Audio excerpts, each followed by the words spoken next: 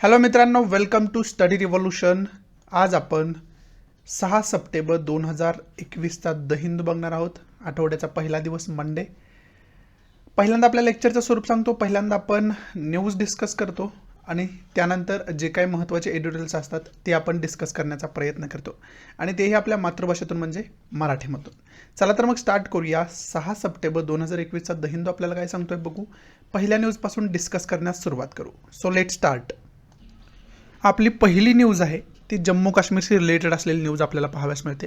आणि जम्मू काश्मीरमध्ये नॉर्थ साईडला आणखीसुद्धा 40 मिलिटंट्स ॲक्टिव्ह असलेली बातमी इंटेलिजन्सकडे आलेली आपल्याला पाहाव्यास मिळते. आणि त्याच्याशी रिलेटेडच जे लाईन ऑफ कंट्रोल आहे त्याच्या शेजारी जो पुंछ वगैरे जो एरिया आहे तिथं पेट्रोलिंग जवान करताना आपल्याला पाहाव्यास मिळतात.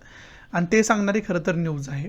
आणि जरी 370 हटवलं असलं आणि जो जम्मू काश्मीरच्या अगोदरची घटनेमध्ये तरतूद होती जम्मू काश्मीरसाठी ती जरी कॅन्सल केलेली असलेली जम्मू काश्मीरला इतर स्टेटसारखा सामान्य दर्जा सामान्य क्षेत्र करायचा प्रयत्न जरी केला असला तरी तिथल्या ज्या कारवाया आहेत त्या सामान्य अजूनपर्यंत झालेल्या नाहीत हे आपल्याला सांगण्याचं कार्य ही न्यूज करत असताना आपल्याला पाहाव्यास मिळते. बाकी याच्यामध्ये इम्पॉर्टंट असं काही नाही आहे. मग याच्यातून की पॉईंट आपल्याला काय बघायचं तर पहिला की पॉईंट 370 आर्टिकल जे होतं त्याचबरोबर 35A आर्टिकल होतं याच्याविषयी डिटेल इन्फॉर्मेशन आपल्याला असायला पाहिजे. या आर्टिकल्समध्ये कोणकोणत्या तरतुदी केल्या गेल्या होत्या याची डिटेल इन्फॉर्मेशन आपल्याला असायला पाहिजे. दुसरा महत्त्वाचा की पॉईंट काय तर लोकेशन जम्मू काश्मीरचं कशा पद्धतीनं आहे हे इंडियन पॉलिटिकल मॅपवरती बघून ठेवणं गरजेचं होऊन बसतं. मग तो इंडियन पॉलिटिकल मॅपच्या आधारे आपण जम्मू काश्मीरचं लोकेशन व्यवस्थितरित्या बघण्याचं कार्य करूया, बघण्याचा प्रयत्न करूयात. हा इंडिया पॉलिटिकल मॅप आहे. इंडियाचा पॉलिटिकल मॅप पाहाव्यास मिळतोय आणि इथं जर बघितलं तर इथं जम्मू काश्मीरचा एरिया असलेला आपल्याला पाहाव्यास मिळतोय. त्याच्या शेजारील स्टेटचा विचार केला तर इकडं लद्दाख आहे, इकडं हिमाचल प्रदेश पाहाव्यास मिळते आणि इकडं पंजाब पाहाव्यास मिळते. इंटरनॅशनल बाउंड्रीचा विचार केला तर त्याच्यामध्ये पाकिस्तानची बाउंड्री जी आहे ती जम्मू काश्मीरला इथं टच करत असताना आपल्याला पाहाव्यास मिळते. हे आपण प्रयत्न केला जम्मू आणि काश्मीरचं लोकेशन बघण्याचा. पुढची न्यूज आहे ती केरळाशी रिलेटेड न्यूज असलेली आपल्याला पाहाव्यास मिळते. आणि केरळामध्ये 12 वर्षाच्या मुलाचा निपाह व्हायरसच्या इन्फेक्शनमुळं मृत्यू झालेला आपल्याला पाहाव्यास मिळाला, डेथ झालेला आपल्याला पाहाव्यास मिळालं. 3 वर्षांमध्ये केरळामध्ये 3 वर्षांच्या अगोदर केरळामध्ये निपाह व्हायरस आढळत होतं मोठ्या प्रमाणात. आणि 3 वर्षाचा गॅप घेतल्यानंतर पुन्हा एकदा केरळाचे पेशंट्स इथं आढळलेला आपल्याला पाहाव्यास मिळते. विशेष करून कोझिकोडे डिस्ट्रिक्टमध्ये केरळामध्ये ही आढळलेला आपल्याला पाहाव्यास मिळते. मग पहिला की पॉईंट आपला काय आहे तर निपाह व्हायरसविषयी डिटेल इन्फॉर्मेशन आपल्याला असायला पाहिजे.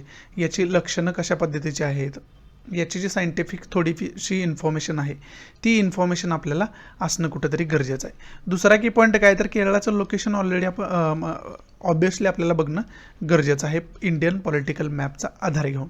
मग आपण केरळाचं लोकेशन बघण्याचा प्रयत्न करूयात. त्याच्या अगोदर लोकेशन बघण्याच्या अगोदर इथं काय सिम्पटम्स दिलेत निपाह व्हायरसचे. निपाह व्हायरसचं अगोदर नाव सांगतो. निप्पा हेनिपा व्हायरस हे त्याला निपाह व्हायरसचं एक्झॅक्ट नाव असलेलं आपल्याला पाहाव्यास मिळतं. आणि याची सिम्पटम्स काय आहेत, लक्षणं काय आहेत तर फिवर येणे, ताप वगैरे येणे, त्याला आपण फिवर म्हणतो.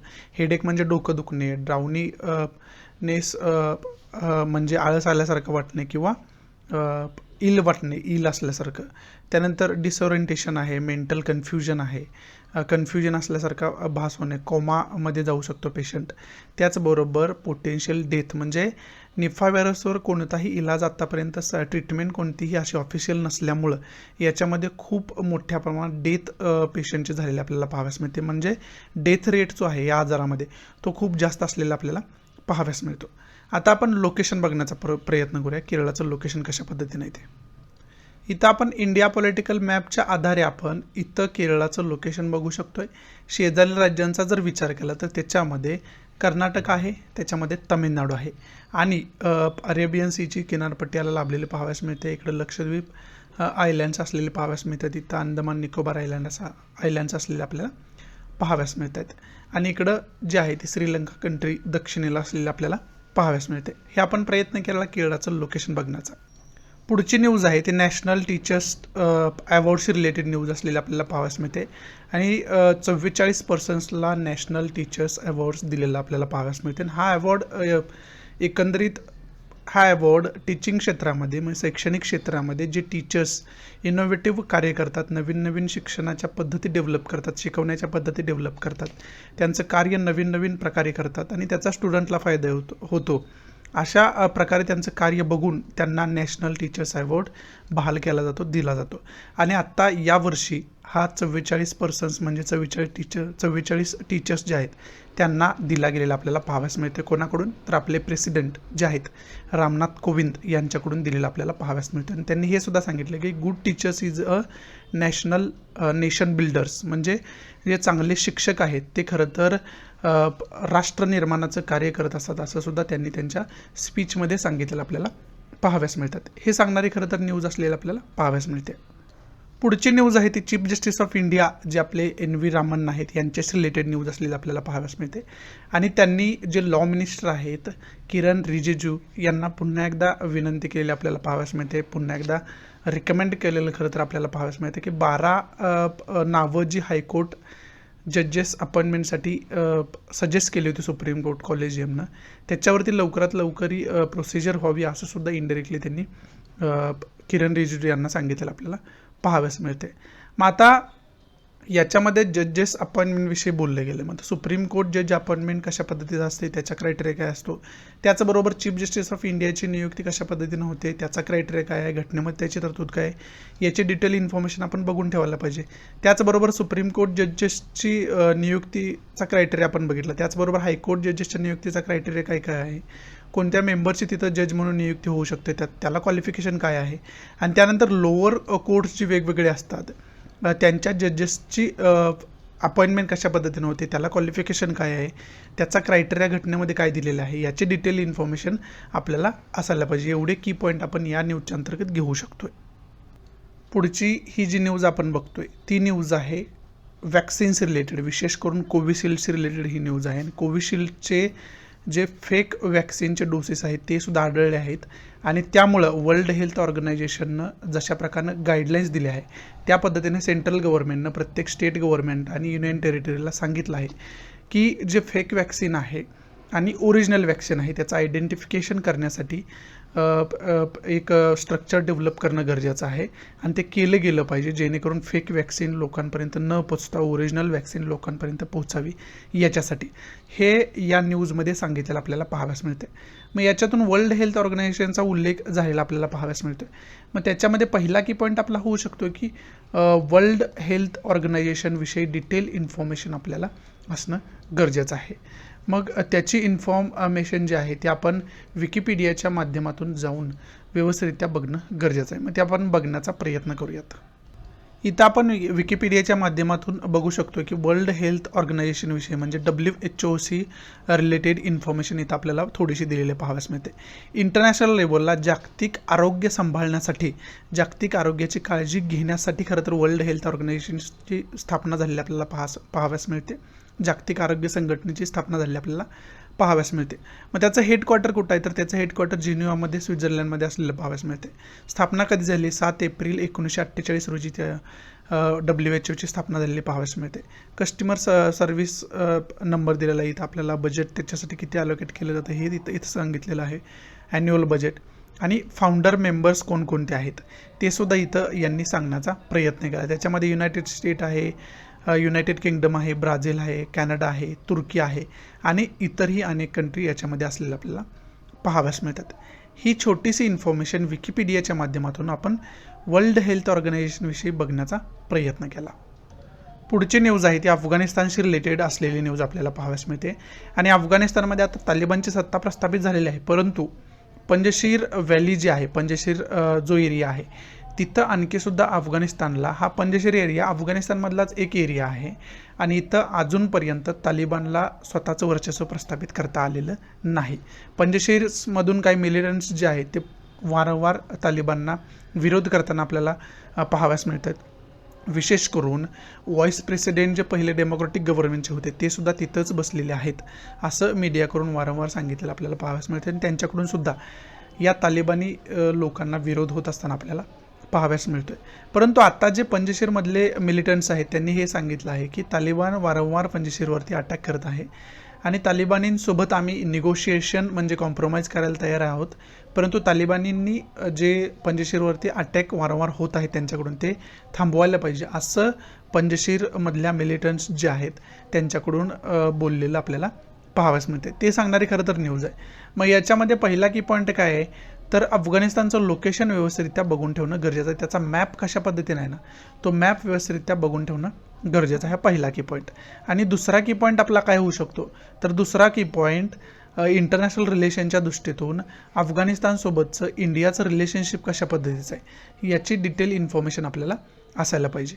मग आता आपण अफगाणिस्तानचं लोकेशन व्यवस्थितरित्या बघण्याचा प्रयत्न करूयात. इथं आपण अफगाणिस्तानचं लोकेशन व्यवस्थितरित्या बघू शकतोय. थोडं झूम आउट करून बघितलं तर आणखी चांगल्या पद्धतीने आपल्याला ते लोकेशन बघून घेता येईल. इथं आता करेक्ट आपण लोकेशन त्याचं बघू शकतो. इथं आपला इंडिया आहे आणि इथून या साईडला आपण गेलो तर इथं आपल्याला अफगाणिस्तान असलेला पाहाव्यास मिळतं. आणि बाकी शेजारील कंट्रींचा बाकीचा विचार केला तर त्याच्यामध्ये इंडिया तर आहेच, त्याचबरोबर इकडं चायना असलेलं पाहाव्यास मिळतं. इथं ताजिकिस्तान आहे, उझबेकिस्तान आहे, तुर्कमेनिस्तान आहे आणि इराण इथं असलेलं आपल्याला पाहाव्यास मिळतं. या विशेष करून महत्त्वाच्या अफगाणिस्तानच्या शेजारील कंट्री असलेला आपल्याला पाहाव्यास मिळतं. इतर टॉपोग्राफी बघायची झाली तर हा जो एरिया आहे तो कॅस्पियन सीचा एरिया मानला जातो. त्यानंतर इकडं ब्लॅक सीचा एरिया आहे, इकडं मेडिटेरेनियन सी आहे, इथं तैरानियन सीचा एरिया असलेला पाहाव्यास मिळतो. इकडं रेड सी आहे, इथं पर्शियन गुल्फ आहे, इथं गुल्फ ऑफ ओमान आहे. हा जो एरिया आहे तो गुल्फ ऑफ एडनचा एरिया मानला जातो. आणि इकडं अरेबियन सीचा एरिया आपल्याला पाहाव्यास मिळतो. हा अरेबियन सी आपल्याला पाहाव्यास मिळतो. हे आपण प्रयत्न केला अफगाणिस्तानचं लोकेशन बघण्याचा. पुढची न्यूज जी आहे ती पॅराऑलिम्पिकशी रिलेटेड न्यूज असलेली आपल्याला पाहाव्यास मिळते. आणि त्याच्यामध्ये जवळजवळ इंडियाने आत्तापर्यंत 19 मेडल पटकावलेले आहेत आणि याच्यावरतीच पॅराऑलिम्पिक गेम जे आहेत त्या समाप्त झालेल्या आपल्याला पाहाव्यास मिळाल्या. आणि ह्या कुठं होत्या तर अफगाणिस्तान सारखे लागले, अफगाणिस्तानमध्ये नाही, जपानमध्ये टोकियो शहरामध्ये या पॅराऑलिम्पिक्स गेम्स कंडक्ट केले गेले. आणि नॉर्मल ऑलिम्पिक गेमसुद्धा टोकियो शहरामध्येच कंडक्ट केलेल्या आपल्याला पाहाव्यास मिळाल्या होत्या. मग त्याच्यामध्ये 19 मेडल्स पटकावून इंडियाने 24वी पोझिशन कन्फर्म त्याच्यामध्ये केलेली आपल्याला पाहाव्यास मिळते. मग खाली आपल्याला पोझिशन्स दिलेत वेगवेगळ्या कंट्रीच्या कोणकोणत्या आहेत महत्त्वाच्या. त्याच्यामध्ये चार्टमध्ये आपण बघू शकतोय की इंडियाची पोझिशन जी आहे ती 24वी पोझिशन त्याच्यामध्ये असलेली आपल्याला पाहाव्यास मिळते. त्याच्यामध्ये 5 गोल्ड मेडल मिळालेले आहेत, 8 सिल्वर मेडल मिळालेत, 6 ब्रॉन्झ मेडल मिळालेले आपल्याला पाहाव्यास मिळतात. आणि टोटल मेडल जे इंडियाच्या नावे झालेले आहेत ते 19 मेडल टोटल झालेले आहेत. त्याच्यामध्ये 5 गोल्ड, 8 सिल्वर आणि 6 ब्रॉन्झ अशी त्याची टॅली असलेली आपल्याला पाहाव्यास मिळते. 1 नंबरला चायना आहे. चायनानं जवळजवळ 207 एकूण मेडल मिळवलेले आहेत. त्याच्यामध्ये गोल्ड 96 आहेत, सिल्वर 60 आहेत आणि ब्रॉन्झ 51 आहेत. ग्रेट ब्रिटननं त्याच्यामध्ये 2 नंबरचं स्थान पटकावलेलं पाहाव्यास मिळते. 41 गोल्ड आहेत, 38 सिल्वर आहेत, 45 ब्रॉन्झ आहेत आणि एकूण 124 मेडल्स ग्रेट ब्रिटनच्या नावे झालेले पाहाव्यास मिळतात. 3 नंबरचं स्थान USA आहे. एकूण मेडल 104 टॅली आहे त्यांची. त्याच्यामध्ये गोल्ड 37 आहेत, सिल्वर 36 आहेत आणि ब्रॉन्झ 31 आहेत. आणि रिपब्लिक ऑफ काँगो जे आहे त्यांची टॅली आहे 118 मेडलची. आणि त्याच्यामध्ये गोल्ड जे आहेत ते 36 आहेत, सिल्वर जे आहेत 33 आहेत, ब्रॉन्झ आहेत 49 आणि एकूण आहेत 118 मेडल. आणि नॉर्थ आयर्लंड कंट्री आहे त्यानं 5वं स्थान पटकावलेलं पाहाव्यास मिळते. त्याच्यामध्ये 59 एकूण मेडल मिळालेले पाहाव्यास मिळतात. त्याच्यापैकी गोल्ड आहेत 25, सिल्वर आहेत 17 आणि ब्रॉन्झ आहेत 17. आणि टोटल मेडल जर बघितलं आपल्याला तर टोटल मेडलमध्ये तफावत आपल्याला पाहाव्यास मिळते. परंतु ही जी रँक दिलेली आहे ना ती गोल्ड मेडल कोणत्या कंट्रीने किती पटकावली याच्यानुसार ही रँकचं क्लासिफिकेशन केलेलं आपल्याला पाहाव्यास मिळते. त्याच्यामध्ये इंडिया 24 नंबरचा आहे आणि ह्या पहिल्या 3-4 कंट्रीसुद्धा लक्षात ठेवण्याचा प्रयत्न करा. याच्यासाठी ही खरं तर महत्त्वाची न्यूज असलेली आपल्याला पाहाव्यास मिळाली होती. इथं आपल्या खरं तर न्यूज समाप्त होता येतात. आपण महत्त्वाचे एडिटोरियल्स कोणकोणते आहेत ते डिस्कस करण्यास सुरुवात करूयात. आपलं जे पहिलं एडिटोरियल आहे ना, आर्टिकल आहे ना, ते अफगाणिस्तानवरती रिलेटेड आर्टिकल असलेलं आपल्याला पाहाव्यास मिळते. अफगाणिस्तानशी रिलेटेड आर्टिकल असलेलं आपल्याला पाहाव्यास मिळते. आणि याच्यामध्ये विशेष करून इंडियाची पोझिशन त्याच्यामध्ये काय आहे, इंडियाचं रिलेशन आता भविष्यामध्ये कसं राहील आणि इंडियानं आत्ता जो स्टँड घेतलेला आहे तो योग्य आहे का अयोग्य आहे याचा उहापोह करणार हे आर्टिकल आपल्याला असलेलं पाहाव्यास मिळते. त्याच्या अगोदर अफगाणिस्तानची थोडीशी हिस्ट्री आपल्याला माहिती असणं गरजेचं आहे. आता अफगाणिस्तानची हिस्ट्री जर आपण बघितलं तर ढोबळमानाने हिस्ट्री तुम्हाला सांगतो आणि डिटेलमध्ये हिस्ट्रीचं डिस्कशन याच्यावरती असंच आर्टिकल आलं तर ते मी केलेलं आहे आणि त्याचं वेगळं लेक्चर मी ऑलरेडी अपलोड करून ठेवलेलं आहे. करंट बेस्ड इश्यू नावाची प्लेलिस्ट आहे आपली, त्याची लिंक मी डिस्क्रिप्शन बॉक्समध्ये दिलेली आहे. त्या प्लेलिस्टमध्ये तुम्हाला ते लेक्चर मिळेल आणि त्याच्यामध्ये मी टोटल उहापोह करण्याचा प्रयत्न केला आहे की अफगाणिस्तानची हिस्ट्री काय राहिलेली आहे, त्याच्यामध्ये रशियाचा रोल काय आहे, त्याच्यामध्ये USA रोल काय आहे, त्याच्यामध्ये नॉर्थ अटलांटिक ट्रिटी ऑर्गनायझेशनचा रोल काय आहे, हे त्याच्यामध्ये टोटल मी समजावून सांगितलं आहे. तरी पण हे आर्टिकल आता समजावून घेण्यासाठी आपल्याला एक ढोबळमानानं बॅकग्राऊंड समजून घेणं गरजेचं आहे. म्हणजे ते ढोबळमानानं तुम्हाला बॅकग्राऊंड मी समजावून सांगतो. अफगाणिस्तानची जर हिस्ट्री बघितली ना तर विशेष करून अफगाणिस्तानमध्ये अशा प्रकारच्या टेररिस्ट ॲक्टिव्हिटी चालत झालेल्या आहेत आणि वेगवेगळ्या टेररिस्ट ऑर्गनायझेशननं वारंवार तिथं वर्चस्व प्रस्थापित करण्याचा प्रयत्न केला आहे, तिथं सत्ता स्वतःची प्रस्थापित करण्याचा प्रयत्न केला आहे. अनेक लोकांची त्याच्या माध्यमातून हत्यासुद्धा झालेली आहे, स्त्रियांवर मोठ्या प्रमाणात अन्याय तिथं पाहाव्यास मिळालेला आहे. अशी हिस्ट्री अफगाणिस्तानची राहिलेली आहे. मग 1990पर्यंतचा जर कालखंड बघितला तर त्यावेळेस अशाच प्रकारे तालिबानसारखी संघटना तिथं वर्चस्व स्वतःचं प्रस्थापित करून बसलेली होती आणि 1990पर्यंत त्यानंतर मग काय झालं होतं तर रशियाने तिथं हस्तक्षेप करण्याचा प्रयत्न केला. रशियाची मिलिटरी तिथं डिप्लॉय केली गेली होती त्या टेररिस्ट ॲक्टिव्हिटींना कमी करण्यासाठी आणि अफगाणिस्तानमध्ये शांतता प्रस्थापित करण्यासाठी. परंतु रशियासुद्धा त्याच्यामध्ये अयशस्वी ठरला आणि 1990मध्ये रशियाला अफगाणिस्तान सोडावा लागला, अयशस्वी होऊन, हतबल होऊन. आणि त्यानंतर मग 1990 पासूनचा पुढचा पिरियड बघितला तर तिथं विशेष करून तालिबानचं वर्चस्व प्रस्थापित झालेलं आपल्याला पाहाव्यास मिळालं होतं. जे तालिबान आहे त्यांचं वर्चस्व प्रस्थापित झालेलं पाहाव्यास मिळालं आणि 1996मध्ये तालिबाननं तिथं ऑफिशियल गव्हर्नमेंटची स्थापना केली होती, सरकारची स्थापना केली होती आणि ते सरकार जे तालिबानचं चाललं ते 2001पर्यंत चाललं आणि 2001मध्ये USAनं तिथं इंटरफेअर केलं आणि तालिबानना सत्तावरून पायउतार व्हावं लागलं आणि त्यानंतर डेमोक्रॅटिक गव्हर्नमेंटची स्थापना झाली आणि त्याच डेमोक्रॅटिक गव्हर्नमेंटचे राष्ट्राध्यक्ष जे होते ते अशरफ घनी जे होते ते होते आणि ते आता देश सोडून पळून गेलेले आपल्याला पाहाव्यास मिळतात तालिबानला, म्हणजे तालिबानचं वर्चस्व तिथं प्रस्थापित होत असताना. त्याच डेमोक्रॅटिक गव्हर्नमेंटचे ते राष्ट्राध्यक्ष होते. मग आता तुम्ही म्हणाल USAला त्याच्यामध्ये इंटरफेअर करायची काय गरज होती, त्यांचा इंटरनल मॅटर आहे अफगाणिस्तानचा, तो अफगाणिस्ताननं स्वतः सॉल्व्ह करायला पाहिजे होता. USAनं इंटरफेअर करायची काय गरज होती किंवा जगातील इतर कंट्रीने इंटरफेअर केलं नाही, USAनंच तिथं काय इंटरफेअर केलं. तर त्याला खूप महत्त्वाचं एक कारण आहे की 2001चा जर आपण पिरियड बघितला तर 9/11चा अटॅक झाला होता त्याच पिरियडमध्ये. 9/11च्या अटॅक्समध्ये 2 मोठ्या बिल्डिंग्सवरती अटॅक केला गेला होता, विशेष करून लादेनकडून आणि त्याच्यामध्ये 2 एरोप्लेन्सकडून त्याच्यावरती अटॅक्स करण्यात आला होता. 2 एरोप्लेन्स त्याच्यावरती पाडण्यात आले होते आणि त्याच्यामध्ये जवळजवळ शेकडोंमध्ये USA नागरिक मारले गेले होते. मग आता याच्यामध्ये अफगाणिस्तानचा रोल काय होता तर त्यावेळेचं जे तालिबान गव्हर्नमेंट होतं ते टेररिस्ट सपोर्टिव्ह गव्हर्नमेंट होतं, म्हणजे आतंकवादी कारवायांना प्रोत्साहन देणारं गव्हर्नमेंट होतं, सहकार्य करणारं गव्हर्नमेंट होतं. आणि लादेनला सुद्धा त्यावेळेस त्या तालिबान गव्हर्नमेंटनंच सहकार्य केलं होतं असं मानलं गेलं आणि ते सिद्धसुद्धा काही प्रमाणात झालं आणि त्याचाच बदला घेण्यासाठी या तालिबानलाच निकामी करणं गरजेचं आहे असं USAला वाटलं आणि त्यामुळं USAने काय केलं तर अफगाणिस्तानवरती एअर स्ट्राईक केले, अफगाणिस्तानवरती अटॅक केले आणि तालिबानला जे आहे ते सत्तेवरून पायउतार केलं, नेस्तनाबूत करण्याचा प्रयत्न केला आणि डेमोक्रॅटिक गव्हर्नमेंटच्या स्थापना तिथं केली गेली.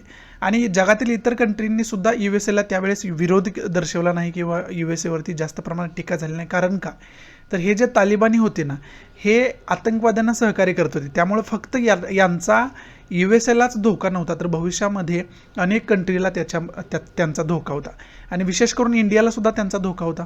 आणि त्या पिरियडमध्ये इंडियासोबत सुद्धा अशा प्रकारचा हादसा झाला होता कारण IC-814 जे विमान आहे ते हायजॅक केलं गेलं होतं आणि ते विमान जे आहे ते अफगाणिस्तानमध्ये उतरवण्यात आलं होतं आणि अफगाणिस्तानने त्या टेररिस्ट ऑर्गनायझेशनना सहकार्य केलं होतं. तो जर पिरियड आपण बघितला ना तो सुद्धा पिरियड तुम्हाला माहिती असेल की कशा पद्धतीनं आतंकवाद्यांनी ते विमान हायजॅक केलं गेलं होतं. त्याच्या बदल्यात त्यांच्या डिमांड होतं की काही टेररिस्ट जे महत्त्वाचे आहेत त्यांना रिलीज केलं जावं आणि त्यावेळेस आपल्याला त्या टेररिस्टना रिलीजसुद्धा करावं लागलं होतं आणि त्याच्यामध्ये बहुतेक हाफिज सईदसुद्धा होता त्याच्यामध्ये आणि त्यावेळेस त्यालासुद्धा रिलीज आपल्याला करावं लागलं होतं. त्यामुळं USAवरती त्यावेळेस जास्त प्रमाणात टीका झाली नाही, जास्त प्रमाणात विरोध झाला नाही, तालिबान्यांना तिथून पायउतार व्हावं लागलं होतं. परंतु त्यावेळेसपासून जवळजवळ 2001 पासून काय झालं, मग USA ते जे डेमोक्रॅटिक गव्हर्नमेंटची स्थापना झाली ना, त्यांना सुरक्षा देण्यासाठी, तिथल्या लोकांना सुरक्षा देण्यासाठी स्वतःची आर्मी तिथं डिप्लॉय केली गेली. आणि नाटोनं सुद्धा स्वतःची फोर्स तिथं डिप्लॉय केलेली आपल्याला पाहावयास मिळाली होती, नॉर्थ अटलांटिक ट्रीटी ऑर्गनायझेशननं. आणि ती जी फोर्स आहे ती 2001 पासून आत्ता 2021 पर्यंत तिथं डिप्लॉय केलेली आपल्याला पाहावयास मिळाली होती. परंतु जेव्हापासून डोनाल्ड ट्रम्प गव्हर्नमेंट आलं, जो बायडेन गव्हर्नमेंट आलं, तेव्हापासून ती ट्रूप जी आहे ती वापस घेण्याचा निर्णय झाला. आणि ती टोटल ट्रूप जी आहे USAची आणि नाटोची आता वापस तिथून निघालेली आहे. आणि ही ट्रूप जी वापस निघत होती ना, त्यावेळेस ऑब्वियस आहे तालिबान पुन्हा एकदा वर्चस्व प्रस्थापित करण्याचा प्रयत्न करणार. आणि तो प्रयत्न तालिबाननं केला आणि तालिबान त्याच्यामध्ये यशस्वी झालं. आणि आत्ता मग तालिबानचं वर्चस्व तिथं का प्रस्थापित झालं तर USA बाहेर पडला. त्यामुळे तालिबानींना अफगाणिस्तान काबीज करणं खूप सोपं झालं आणि त्याच्यामध्ये तालिबानी जे आहे ते यशस्वी ठरलेले आपल्याला पाहावयास मिळतात.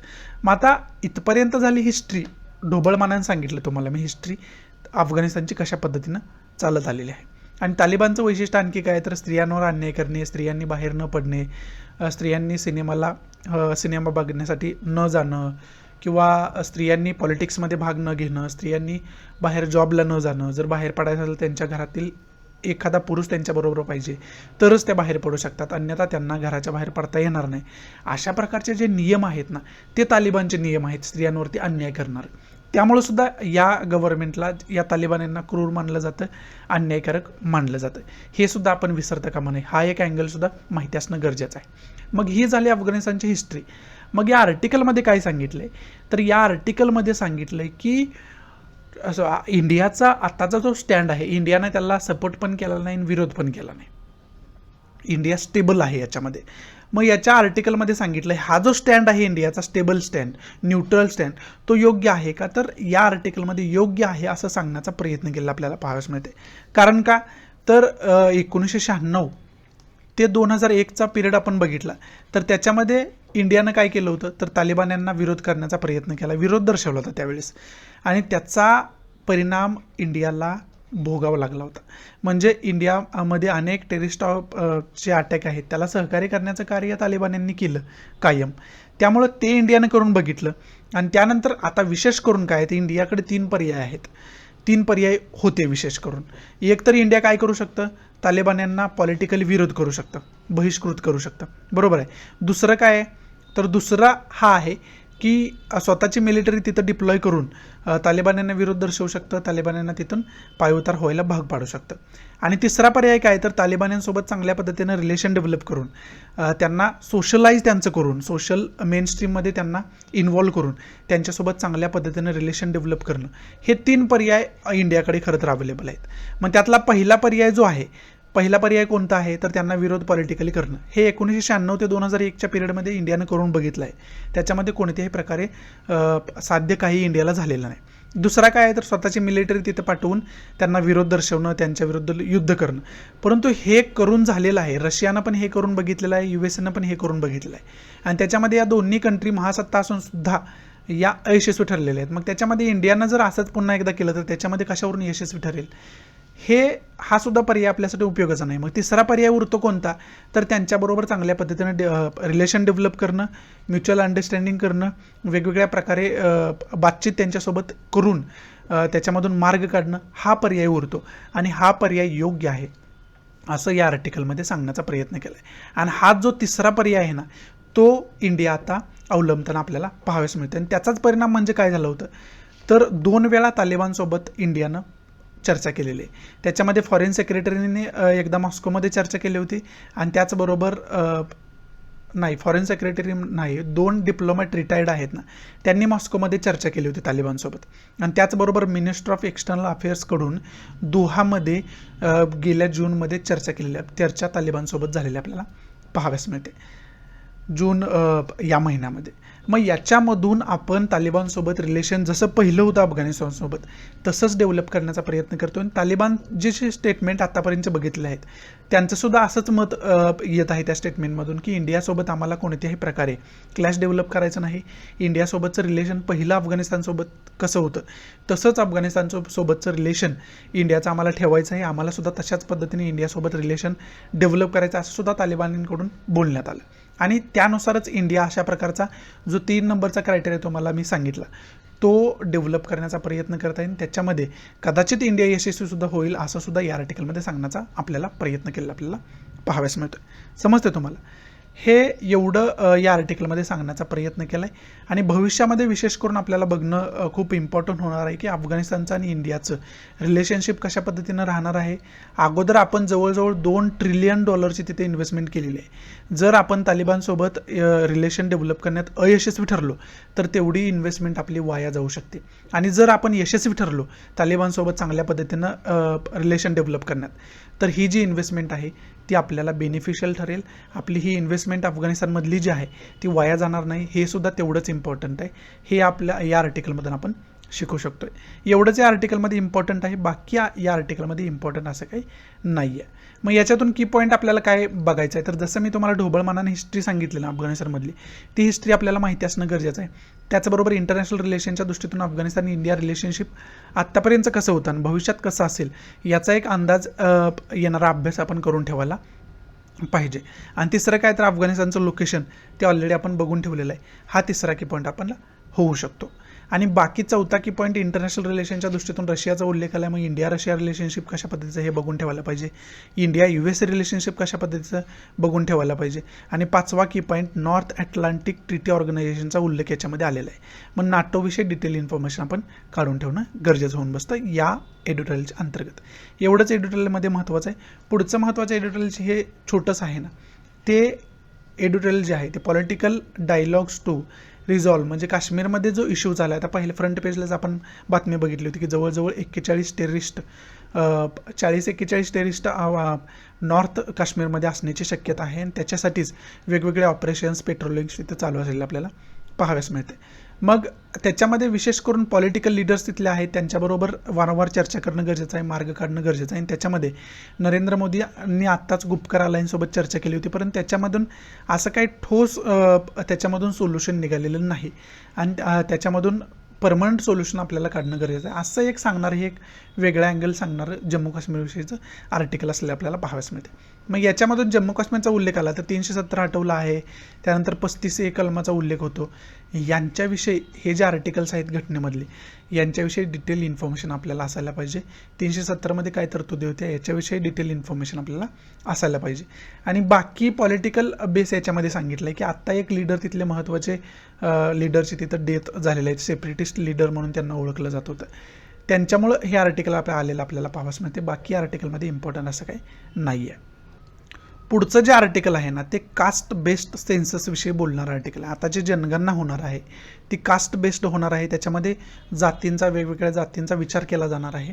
आणि ही जी जनगणना होणार आहे ती कुठंतरी बेनिफिशियल भविष्यामध्ये ठरू शकते असं या आर्टिकलमध्ये सांगण्याचा प्रयत्न केला आहे. ऑदर बॅकवर्ड क्लासेस जे आहेत त्यांना जर आपल्याला व्यवस्थितरित्या न्याय द्यायचा असेल वेगवेगळ्या दलित कम्युनिटी असतील वेगवेगळ्या जाती असतील ज्या आणखीपर्यंत सोशल मेन स्ट्रीममध्ये येऊ शकलेल्या नाहीत त्यांना जर आपल्याला न्याय द्यायचा असेल तर कास्ट बेस्ड सेन्ससचा म्हणजे जाती बेस्ड जी जनगणना आहे त्याचा खूप फायदा होऊ शकतो असं या आर्टिकलमध्ये सांगण्याचा प्रयत्न केला आहे.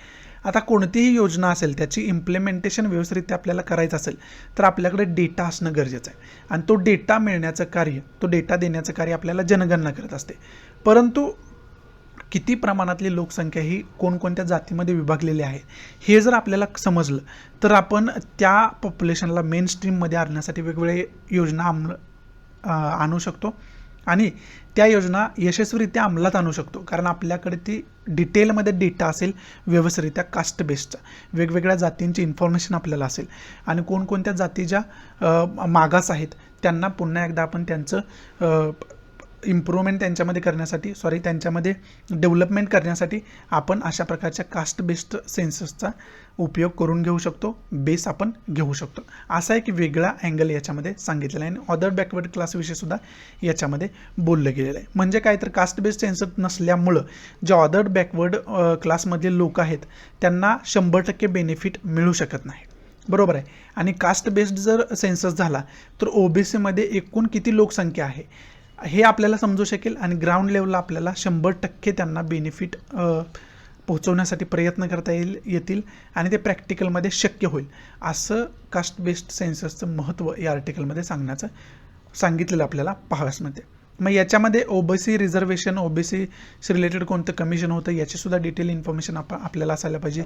अदर बॅकवर्ड क्लासेस रिलेटेड घटनेमध्ये काय तरतूद आहे याची डिटेल इन्फॉर्मेशन आपल्याला असायला पाहिजे. हा पहिला की पॉईंट आहे. दुसरा की पॉईंट जी रोहिणी कमिशनचा उल्लेख इथं आलेला आहे. मग जी रोहिणी कमिशन्स काय होतं, त्यांना काय काय रिकमेंडेशन केले होते याच्यामध्ये सुद्धा काय दिले आहेत, पण त्याची डिटेल इन्फॉर्मेशन आपण काढून ठेवणं कुठेतरी गरजेचं आहे. हा दुसरा की पॉईंट आपला होऊ शकतो. आणि तिसरा की पॉईंट ऑब्वियस आहे, कास्ट बेस्ड सेन्सस काय याची डिटेल इन्फॉर्मेशन आपल्याला असायला पाहिजे. ती इन्फॉर्मेशन आपण काढून ठेवणं गरजेचं होऊन बसतं. एवढंच इम्पॉर्टंट या आर्टिकलमध्ये दिलेलं आपल्याला पाहाव्यास मिळतं. आणि पुढचं जे छोटंसं एक आर्टिकल शेवटचं आहे ना, ते नॅशनल मॉनिटायझेशन पाईपलाईनविषयी दिलेलं आपल्याला आर्टिकल आपल्याला पाहाव्यास मिळतं. नॅशनल मॉनिटायझेशन पाईपलाईन काय याची डिटेल इन्फॉर्मेशन ऑलरेडी मी देऊन ठेवलेली आहे. अगोदरचं लेक्चर तुम्ही फॉलो करत असाल तर तुम्हाला हे माहिती असेल, त्याच्याविषयी नोट्ससुद्धा मी बनवून ठेवायला सांगितले होते. नॅशनल मॉनिटायझेशन म्हणजे काय, तर मॉनिटायझेशनचा अर्थ अगोदर तुम्हाला माहिती पाहिजे. एखादी प्रॉपर्टी अशी आहे की त्या प्रॉपर्टीपासून आपल्याला कोणताही नफा मिळत नाही, कारण का तर त्या प्रॉपर्टीमध्ये आपण इन्व्हेस्टमेंट केलेली नाही.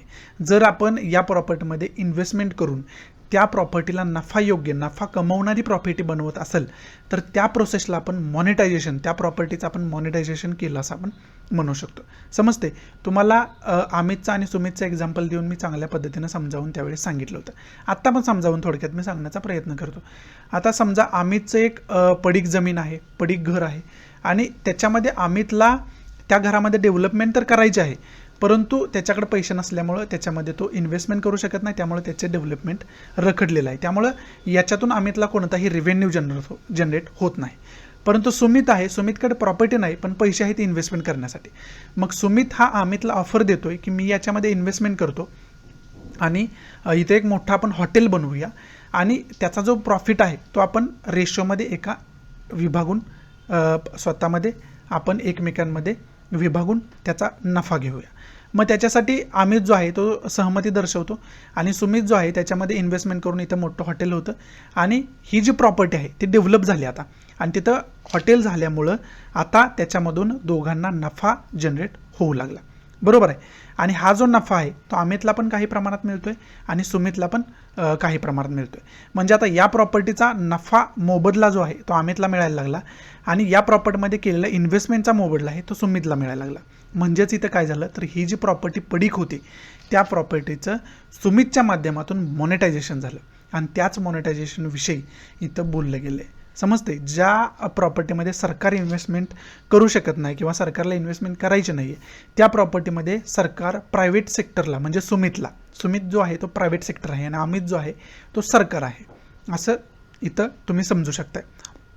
आणि मग गव्हर्नमेंट काय करते तर प्रायव्हेट सेक्टरला याच्यामध्ये इन्व्हेस्टमेंट करायला इन्व्हाइट करते. म्हणजे ज्या प्रॉपर्टी आहेत, रोड्स आहेत वेगवेगळे, एअरपोर्ट्स आहेत वेगवेगळे, रेल्वे ट्रॅक्स आहेत वेगवेगळे, त्याच्यामध्ये प्रायव्हेट सेक्टर इन्व्हेस्टमेंट करेल आणि त्याच्यामधून प्रायव्हेट सेक्टर पण नफा कमवू शकेल आणि गव्हर्नमेंटला सुद्धा त्या प्रॉपर्टीचं मॉनिटायझेशन झाल्यामुळं नफा कमवण्यास प्रोत्साहन मिळेल. वेगवेगळ्या प्रकारच्या गव्हर्नमेंटला सुद्धा त्याच्यामध्ये बेनिफिट्स होतील. अशाच प्रकारची नॅशनल मॉनिटायझेशन पाईपलाईन असलेलं आपल्याला पाहाव्यास मिळते. त्याला आपण मॉनिटायझेशन असं म्हणू शकतो. समजते. आणि बाकी या आर्टिकलमध्ये नॅशनल मॉनिटायझेशन पाईपलाईनचे काही निगेटिव्ह पॉझिटिव्ह पॉईंट दिलेले आहेत ते आपल्याला खरं तर डिस्कस करायची काही गरज नाही आहे. आपल्याला ही कन्सेप्ट समजली म्हणजे तुम्हाला त्याचे नॅशनल म्हणजे निगेटिव्ह आणि पॉझिटिव्ह पॉईंटसुद्धा समजू शकतात. ऑलरेडी तुम्ही ते गेस करू शकता. तरी पण मी तुम्हाला थोडक्यात सांगतो या आर्टिकलमध्ये काय सांगितलं. आता समजा जर गव्हर्नमेंटच्या प्रॉपर्टीमध्ये गव्हर्नमेंट हे प्रायव्हेट सेक्टरला इन्व्हेस्टमेंट करायला इन्व्हाइट करते, म्हणजेच काय झालं तर प्रायव्हेट सेक्टर त्याच्यामध्ये इन्व्हेस्टमेंट करणार आणि त्याचा एखाद्या व्यवसायासारखा उपयोग करणार. म्हणजेच काय झालं तर तुम्हाला जर या प्रॉपर्टीचा उपयोग करायचा असेल तर त्या प्रॉपर्टीसाठी तुम्हाला जास्त पैसे मोजावे लागू शकतात. म्हणजे गव्हर्नमेंटचं जर हॉटेल असेल तर गव्हर्नमेंट तुम्हाला साहजिक आहे रिजनेबल रेट तिथं लागू करणार. परंतु जर प्रायव्हेट हॉटेल असेल तर प्रायव्हेट सेक्टरवर डिपेंड आहे त्यांना किती त्याच्यातून नफा कमवायचा आहे. मग प्रायव्हेट सेक्टर जे आहे त्याच्यामध्ये नफेखोरी सुद्धा करू शकतं आणि त्यामुळं आपल्याला तिथं जास्त पैसे देऊन रेसिडेंट केल्याशिवाय पर्याय राहणार नाही. हॉटेल हे मी एक एक्झाम्पल देतोय. याच्या ठिकाणी एअरपोर्ट असू शकतं, याच्या ठिकाणी रेल्वे असू शकते, याच्या ठिकाणी वेगवेगळे रोड असू शकतात. त्याच्यामध्ये प्रायव्हेट सेक्टर जर घुसत असेल ना तर आपल्याला मग त्याच्यासाठी जास्त पैसे मोजावे लागू शकतात. म्हणजे ते कॉस्टली होऊ शकतं. हा एक निगेटिव्ह पॉईंट आहे. त्याचबरोबर प्रायव्हेट सेक्टर जे आहे तर त्याच्यामध्ये मोनोपॉली प्रस्थापित करू शकतं प्रायव्हेट सेक्टर त्याच्यामध्ये. म्हणजे त्याच्यामध्ये स्वतःची मक्तेदारी निर्माण करू शकतं प्रायव्हेट सेक्टर. हा सुद्धा त्याचा एक निगेटिव्ह पॉईंट आहे. आणि पॉझिटिव्ह पॉईंटचा विचार केला तर पॉझिटिव्ह पॉईंट काय असू शकतात, तर ज्या पडीक प्रॉपर्टी गव्हर्नमेंटच्या आहेत त्याच्यामध्ये गव्हर्नमेंटला कोणत्याही प्रकारचा नफा आतापर्यंत मिळत नाही, कोणत्याही प्रकारचा त्याच्यामध्ये रिव्हेन्यू जनरेट गव्हर्नमेंटला होत नाही. परंतु त्याच्यामध्ये प्रायव्हेट सेक्टरने इन्व्हेस्टमेंट केली तर त्याच्यामधून गव्हर्नमेंटला नफा जनरेट होईल, गव्हर्नमेंटला रिव्हेन्यू जनरेट होईल आणि त्या रिव्हेन्यूचा गव्हर्नमेंट विकासासाठी उपयोग करू शकतं. हा खरं तर महत्त्वाचा जो पॉझिटिव्ह पॉईंट आहे तो पॉझिटिव्ह पॉईंट इथं सांगितलं आपल्याला पाहावयास मिळते किंवा आपण पण समजू शकतोय. दुसरा पॉझिटिव्ह पॉईंट आणखी काय होऊ शकतो तर प्रायव्हेट सेक्टर जे आहे त्यांना इन्व्हेस्टमेंट करण्यासाठी एक विस्तारित प्लॅटफॉर्म निर्माण होतो हे नॅशनल मॉनिटायझेशनमध्ये, बरोबर आहे. आणि त्यामुळे प्रायव्हेट सेक्टरचा सुद्धा विकास होताना आपल्याला पाहावयास मिळते. तर औद्योगिक क्षेत्राचा सुद्धा त्याच्यामध्ये विकास होताना आपल्याला पाहावयास मिळेल आणि इन्व्हेस्टमेंट जे आहे ते विविध क्षेत्रातली इन्व्हेस्टमेंट गुंतवणूकसुद्धा वाढलेली आपल्याला पाहावयास मिळेल. सॉरी, हे सांगणारं खरं तर हे आर्टिकल असलेलं आपल्याला पाहावयास मिळते. एवढंच इम्पॉर्टंट या आर्टिकलमध्ये आहे. आणि नॅशनल मॉनिटायझेशन पाईपलाईन जे आहे याच्याविषयी डिटेल इन्फॉर्मेशन तुम्ही काढून ठेवायला पाहिजे, त्याचे एक नोट्स बनवून ठेवायला पाहिजे. याच्यावरती क्वेश्चन इकॉनॉमीच्या माध्यमातून 100% येऊ शकतो. त्यामुळे याच्यावरती परफेक्ट तयारी तुम्ही करून ठेवणं गरजेचं आहे. एवढंच इम्पॉर्टंट या आर्टिकलमध्ये आहे, बाकी इम्पॉर्टंट काय नाही आहे. इथं आपले एडिटोरियल्स आहेत ते समाप्त होत आहेत आणि आजचा द हिंदूसुद्धा इथं मी समाप्त करतो आहे. आशा आहे की मी तुम्हाला चांगल्या पद्धतीनं आजचा द हिंदू आपल्या मातृभाषेतून म्हणजे मराठीतून समजावून सांगू शकलो असेल. जर आवडत असेल तर प्लीज लाईक करा, नसेल तर डिसलाईक करा. डिसलाईक का केलं हे कमेंट बॉक्समध्ये नक्की सांगा, जेणेकरून तुमच्या इन्स्ट्रक्शननुसार त्याच्यामध्ये मी इम्प्रोव्हायझेशन करू शकेन. आणि प्लीज जास्तीत जास्त आपल्या मराठी विद्यार्थ्यांना हे शेअर करा, जेणेकरून सर्व मराठी विद्यार्थ्यांना याचा फायदा होऊ शकेल. आणि टेलिग्राम चॅनल पण आपला आहे स्टडी रिव्होल्यूशन 1 या नावानं, तो टेलिग्राम चॅनल पण फॉलो करा, जेणेकरून इतर अपडेट जे आहेत त्या तुम्हाला वेळोवेळी मिळत राहतील. लेक्चर्सविषयी वेगवेगळ्या इन्फॉर्मेशन मिळत राहतील वारंवार तुम्हाला. सो या नोटवरती मी तुमची रजा घेतो. भेटू आपण उद्याच्या द हिंदूच्या लेक्चरमध्ये. तोपर्यंत गुड बाय, टेक केअर, जय हिंद.